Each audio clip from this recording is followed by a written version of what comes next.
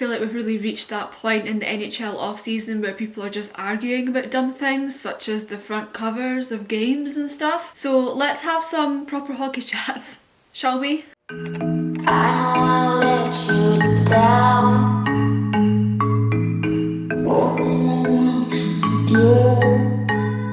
Hey everyone, welcome back to my channel. If you're new here, make sure to like and subscribe as always. I'm Victoria and I talk about all things hockey and baseball related from across the pond here in Scotland. And today we are talking about whether the Leafs are going to be better this season compared to last season. Now, I am a huge Leafs fan, as anyone who knows me will be able to tell you. So of course my viewpoint on this might be a little more biased than what other people's might be, but I'm going to try and give sort of like an impartial talk about whether the Leafs are going to be better or worse than they were last season. Because last year we were good. We were a good team. Ignore the first round exit just for a minute and just appreciate how effective we actually were as a team. We were a joy to watch for the majority of last season, especially given that we had so many goaltending issues, but some of our players are just so outstanding that there's always something fun to watch, and despite the fact that we are certainly the most hated fan base and team in the entire NHL, I still think we were pretty awesome last year. However, that sets a high benchmark for this year because a 115 point season is very difficult and nigh on impossible to replicate. So what will next season look like? What's it going to bring? Well, I read this amazing article and I can't remember who wrote it, so I'm going to find it and link it down below because this was their writing that I got this from. Any sources that I use for stuff, I'll link them down below because I definitely read other people's work to get this knowledge. So anything that I use like source wise or that, I will put down below to give credit to the people that wrote that stuff in the first place. So only 23 teams have put up this pace within the NHL salary cap era, and 4 were last season. It was Toronto, Colorado, Carolina and Florida, which shows just how competitive last year was. However, out of the remaining 19 other teams which have achieved this point pace, minus the 4 from last year, only 4 were able to cross the same threshold the next season. So only 4 of those were able to replicate the amount of points and the pace they were on the next season after. It's basically like your momentum really slowing down. So when you've performed so well one year, it is really hard to do the very same the next year as well. That is a very tall order. And I noticed Dom at The Athletic, he released his NHL off-season improvement rankings. And Detroit actually came out on top overall. Ottawa also came in 5th place. And other teams like Montreal were not far behind. However, Florida did come dead last, which means that statistically they have lost improvement in the off-season and they are on paper a less good team than they were last year. Meanwhile, teams like Detroit and Ottawa have really upped their off-season game and they have improved as a team on paper. So how is this relevant to the Leafs? Well, all those teams there that I just mentioned are all in the Atlantic Division, which means that teams that last season the Leafs were getting easy points from, this season it might be more tough. The Leafs got a lot of points from games against Detroit last season, and yet now they are said to have had the best off-season improvement, meaning easy points might not be as easy to come by for the Leafs next year. Now, this is not me saying those teams are going to be better than the Leafs. I do not mean that at all. I really think the Leafs will still be in playoff position next season, and I don't know if they'll take the division title, but I do think it's possible. However, what I do mean is that easy points are not going to be so easy to come by anymore because teams like Ottawa, who I think have really improved, and Detroit have really improved in the off-season, meaning that those easy points they were getting last year, they're going to be harder to come by come the next season, making their job a lot more difficult. However, seeing that Florida was last and Florida were one of the real contenders in the division last season, that might balance it out. Who knows? We can only see. We've only got the off-season to go off of right now. We've only got the on-paper stuff, and ultimately we'll need to see what happens when they start playing, but for now, that could be a concern. The Leafs are not going to have as many easy points to grab from teams that last season they were able to get because they have improved so much this off-season. The Atlantic Division was very tight last year, and I suspect that the same might happen again this coming season.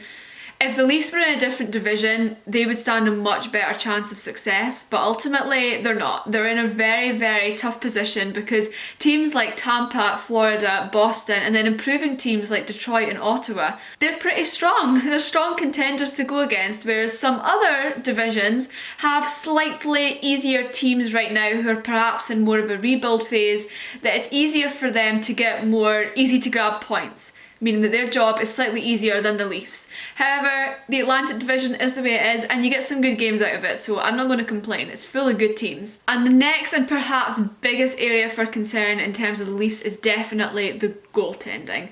So we don't know what Murray and Samsonov are going to bring next season as a tandem. It is a very risky thing that I've talked about in previous videos. It's very risky. Murray needs to stay healthy in order to be an effective goaltender, and Samsonov, we don't know what he's going to bring, but he's on a pretty cheap contract, so there's not too much to complain about. But nonetheless, the Leafs always fall into goaltending difficulties, and I am concerned that this season might just be another recurrence of that. However, statistically, it's hard to be worse than last year's tandem. The Campbell-Mrazek pairing was the 27th worst 5v5 goaltending in the entire NHL. So last year it was pretty much as bad as it could get. This year we don't know what's going to happen, but it's definitely something that has potential. We've got an experienced veteran goaltender now, which might see us well. It's just the injuries that concern me, because if he gets injured, we're going to be in deep water once again with our goaltending. However, comparing to last year, even if they just sit at average in the league, it is still an improvement in what we were dealing with last season. And with all that we did achieve last year, it was really impressive given that the goaltending was so weak. So this year, if they can just keep it at average, I think we might be okay. So in terms of skater performance, the Leafs didn't add very much this off-season, but equally so, they didn't really lose too much. It's going to be interesting to see how we deal with not having the likes of Mikheyev in the team. However, we did add some new additions. Ob Kubel is someone I'm really excited to see, and we did add some others that really might add some more depth and might improve us overall in skater performance. Add to that the fact that we still have 5 star forwards and we have a pretty deep roster within the league, and it could be okay too, but then again, it's been an odd off season for the Leafs, so I'm intrigued to see how it'll pan out. And not forgetting of course that Austin Matthews was an absolute machine alone last season, and there's every chance that this year, as long as he stays healthy, he might be even better. We've certainly got the tools to do it, but it's just whether we can go for the execution that is the real question, as is the same every single year. But for me, the main thing that's going to determine whether the Leafs are better or worse than last season is simply whether they can get out of their own heads or not. The Game 7 losses, they take a toll. They take a toll on fans, so you can imagine what it does to the actual players.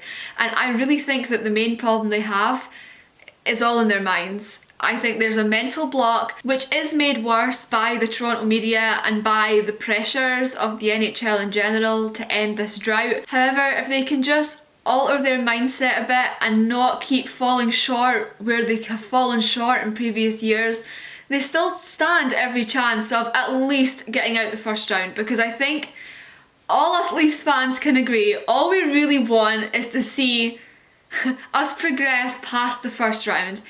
I want to see a cup, obviously, but I want to see us get past the first round. That is such a hurdle that we have to overcome, and they need to get past this whole idea that like the team is cursed in some way, because it is not true. The team is not cursed. There is mental block and there are shortcomings where there just can't be any. Especially last season, we just lost to a better team because Tampa were absolutely incredible, and as I said, had it been a different team that we'd played against, I think the outcome might have been different. However, Tampa were just incredible. It was very hard, as we saw the rest of the way through the rounds.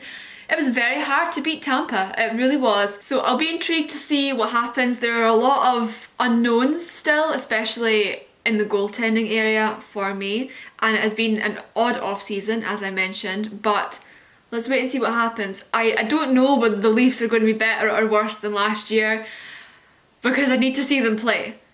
I think on paper, to me, they don't look quite as good, I won't deny. Like, I do have my own skepticisms. However, I think there's real potential there, and I'm hoping that when I start to see them play, I'm going to be just taking that back, and I'm going to be like, this is way better than last year, this is way better, this is the team, because we say that every year, don't we? This is the year. Well, perhaps this is the year. I think it can be. So let's wait and see what happens. So make sure to leave a comment down below. Are you a Leafs fan? Are you not? Do you think the Leafs look better or worse than last year? Leave any thoughts down below. I love reading comments and replying to them. If you haven't already, please make sure to subscribe. We're nearly at 1,000 subscribers, which is absolutely unreal. I'm so excited about it. Make sure to like this video and also share it with someone who loves the Leafs or something, please. I'm very grateful for everybody that watches my channel. And also, a final side note, I am actually working in the campaign which is Create 100k, which is for the Sick Kids Hospital in Toronto. For the next few weeks, we're all trying to just fundraise as much money as possible for urgent care for children in the kids hospital in Toronto, and so I will leave the link down below to donate. All the funds go to that great cause, and I'd be really appreciative if you could donate. And also let me know, do you want any do you want a live stream of some sort or anything like that to fundraise? Because literally I'll do anything. It's an amazing cause. Please donate down below if you can, or if you can't, please just share it. Just share it, get it out there. Want to raise as much money as possible. So thank you so much for watching, guys. I'll be back with more hockey chats from across the pond soon. Bye. So fine.